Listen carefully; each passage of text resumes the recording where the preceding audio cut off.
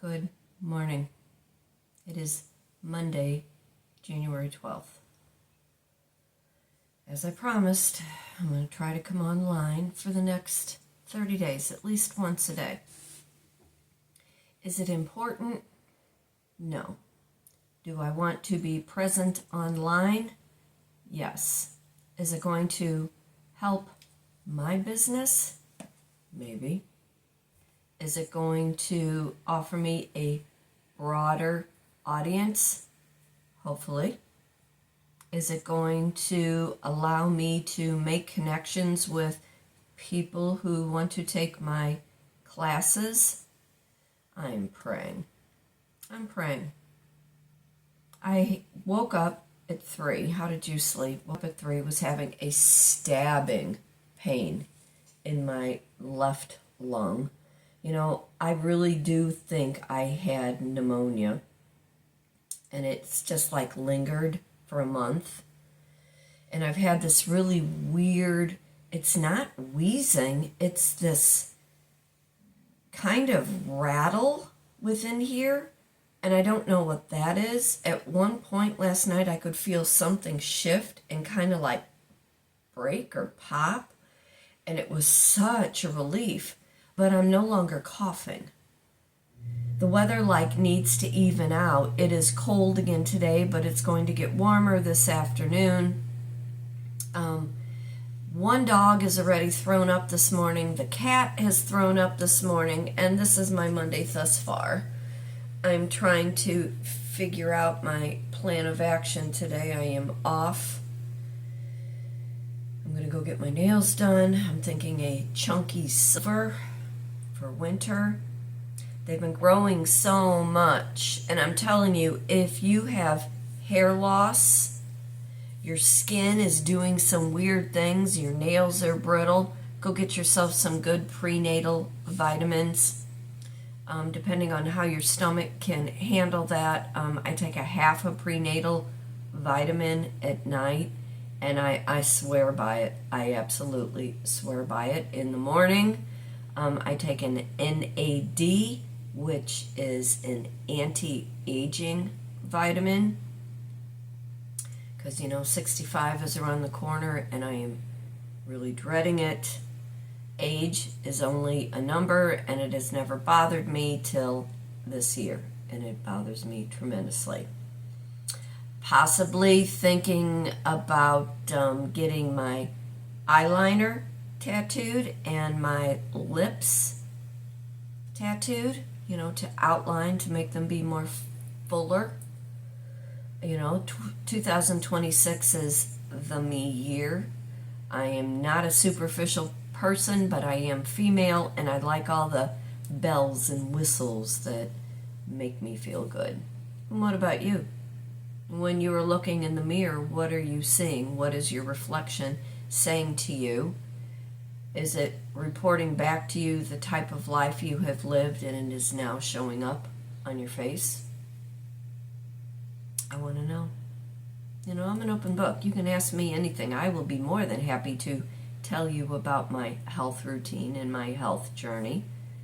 I don't believe so much in Western medicine anymore because I have seen the profit behind it. And through my own experience and what I had to go through for 2 years, I very much know how the medical industry is all about profit and trying to figure out how it is going to work for your best interest is understanding how your own body and your whole makeup works to begin with, and what you can do to enhance your longevity. My goal is to live to be 116, so I still have a long way to go. It's that pact between me and my God. And if you look at my lifeline, I swear to God, it goes all the way down to here. So I'm banking on that 116. I'm Kitra Marie, reside in St. Louis, Missouri, an artist, writer, speaker, life, and a business coach, teach a variety of art classes, art and communication classes, published author. I'm going to try to read you a few paragraphs. Really, I'm trying to work on book sales. sitting at the computer this morning, not only contemplating my day, but I'm thinking about writing a couple things in Seaside Shore, because if I get in the habit of doing that at least every other day, eventually the second book is going to get written, and it is more of a romance, so I think it will be easier to write than this. Although I said, as in a video yesterday, I had this whole storyline in my head for a year before I actually started to write it. But what are you working on? What is your great accomplishment for 2026? And are you willing to let go of all those things that you have been made to believe you need to hang on to be happy, to be successful, to be healthy?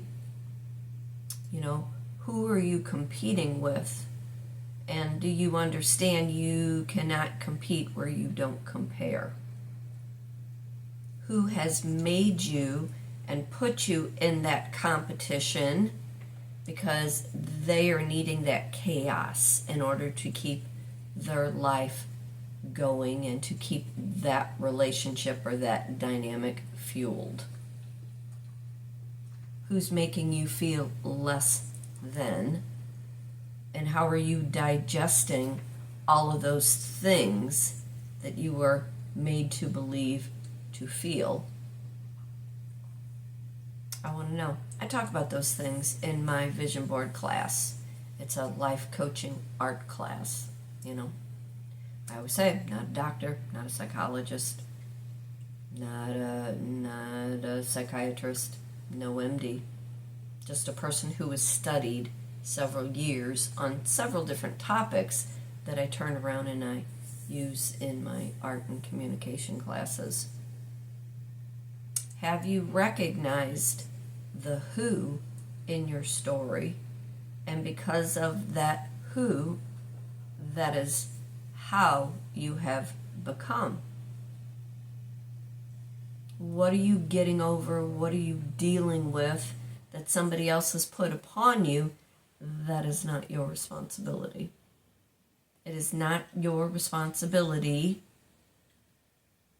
to fix what somebody else has broken. It is not your responsibility other than to be accountable for yourself, your own behavior, your own actions, and then apply that for the better part of your life.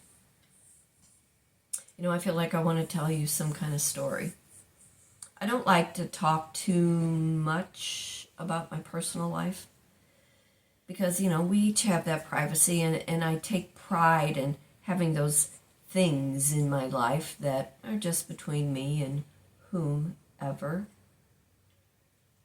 But it goes back to, who have you been made to believe that you need to compete with because that person cannot leave that attachment? There's some very weird string theory in that attachment that has made you feel less than, and you are questioning, if I am your partner, your person, your girlfriend, your boyfriend, your wife, your husband, your significant whomever, why are you not able to leave that attachment so we could have a better type of life?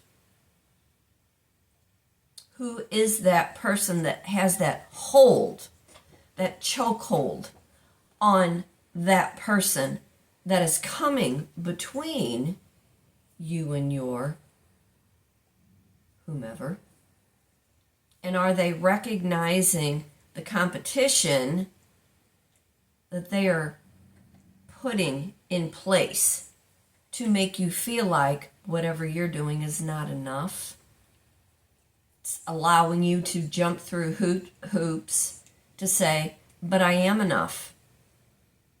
I am everything that we need. Why do you need that person? And why can you not let go of that person?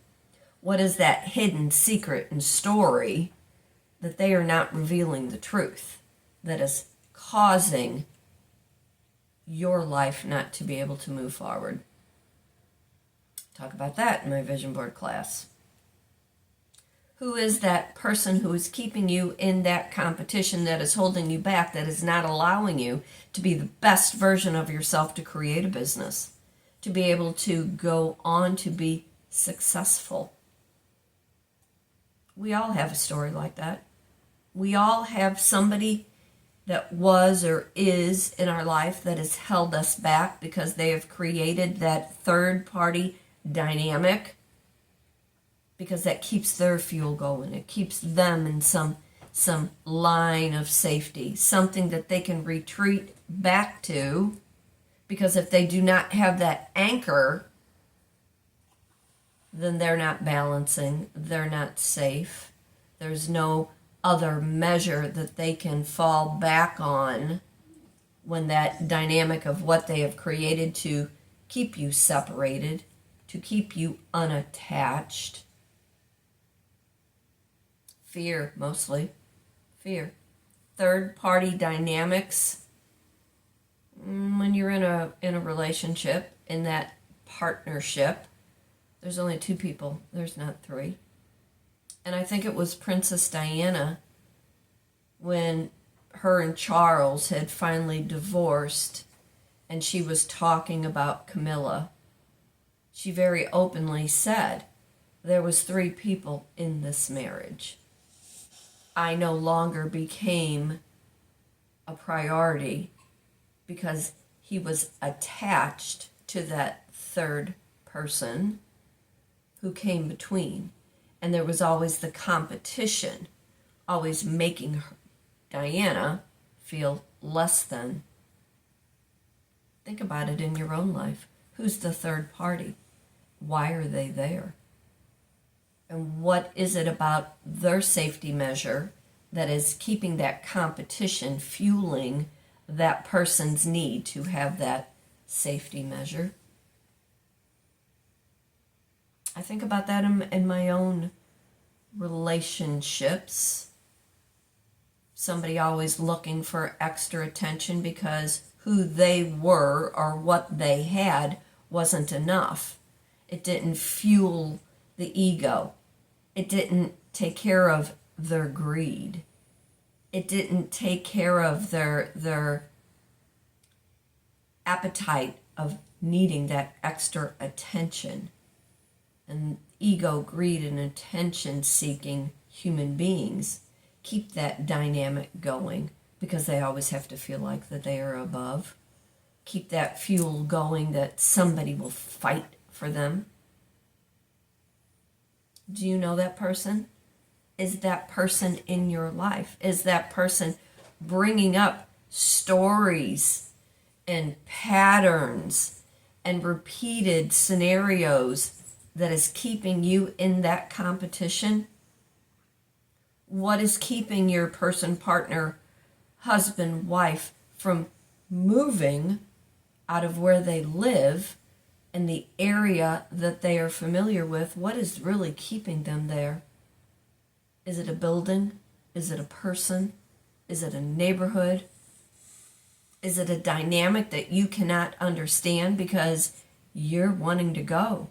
You're wanting to build this great life with this human being that you love, that you care about. But because there's such a string theory connection within that dynamic, that third party, that is separating you from the life that you have been talking about and building forever, but you're building it on your own. The person that you're wanting to build this life with, they can't cut that cord. And I think it's high time you get to the bottom of why can you not cut that tie? What is it about that dynamic, about that relationship that you are not willing to let go of so you can have a completely different type of life? That will be part of a scenario in Seaside Shore. Seaside Shore, the male character, he has a female friend that he cannot unattach to because she has some hold on him, over him. some very left-handed situationship that she needs to feel in control of, controlling his life, which is keeping him from being with the person that he loves. But because of that relationship and that friendship, he won't let go because that is a safety measure. That person has always been who he fell back on, whether at one time it was a romantic situation, it was just a situationship, it was momentum, always having that person to run back to, always using it as an excuse, a personal excuse. So as I'm sitting here thinking about writing a chapter on Seaside Shore, I'm very familiar with that dynamic, so it will be easy to write about. It will be very easy to put this next book together because, like I have always said, I see things in movie form. You know, I study, I observe. Pattern recognition has very, very much become a part of my DNA, my makeup. It's how I studied. Because once you learn patterns, you can't unlearn them. Once you educate yourself on how and why people act the way they do, you see certain things show up. You know those safety measures. You know exactly when there's a third party involved. You know when you are made to feel like you need to compete for a place and a space in somebody's life. So like I said, I'm hoping to write at least a chapter today. Get my thoughts all going, getting back to this online presence, building a following. But do you want to hear a chapter or a couple paragraphs? Let me see if I can find something. Oh, let's see. Well, let's read the part where. Well, let's read this. Kate, the female character in this book, she has been asked to turn state evidence over on somebody that she used to be involved with, Hank. Hank has a solar panel business. I don't want to give too much of the story because I want you to go and buy the book. But he has a solar panel business. And he is taking fraudulent money. And because she knows his patterns, and because she is a journalist, the FBI has asked her to turn over state evidence. So, she is at the point where she's very reluctant on doing it, but she knows it's her job, and the newspaper place or the news place that she works for, she has been told she needs to write a report, give a report. So I'm going to read this part to you. Let me go back to here. This is chapter 13. It is called The Final Nail. Meanwhile, Kate, working in the background, had already started piecing the puzzle together. She knew the details. She knew the players. She knew Hank's game. But tonight was her final move. She stood from her desk, ready to step into the lion's den. There was no backpedaling now. What Hank didn't know was that his game was about to be exposed. She wasn't just the woman who had loved him at one time. She was now the one who would bring him down and bring him down hard. As she prepared for what was to come, the last piece fell into place. Hank had thought he was playing chess, but in reality, he was the pawn. The final move was Kate's, and it was checkmate. In retrospect, he couldn't understand why he wasn't happy. Not really. Not after the tests, the licenses, the constant climbing. Every new certification, every board he faced, every new job, every time he added another accolade to the pile, there was still the same gnawing ache, like something was unfinished, like there was a hole he couldn't patch, no matter how many shiny badges he had pinned to his name or contracts he had signed. He kept moving, kept proving himself, thinking the next thing would do it, the next piece of paper, that next handshake, that next deal closed, but the finish line just kept moving. Satisfied was just a word. It meant nothing. The woman he was with was boring him to tears. She was once a distraction, now just noise. Her voice like nails on a chalkboard, her saunter slow and syrupy, the kind that made him feel trapped in molasses. Her conversation was a loop of complaint. Always. No. No. Nellie. Nellie. Hang on. She's got her shock collar on, but I don't have my zapper here. Hey! There's a guy that walks these two big Malamutes, and she hates them. Shug! Come here now. Come here. Come here. Get over here. They're not bothering us. Stop it. Okay, let me continue. The woman he was with was boring him to absolute tears. She was a distraction, now just noise. Once a distraction, now just noise.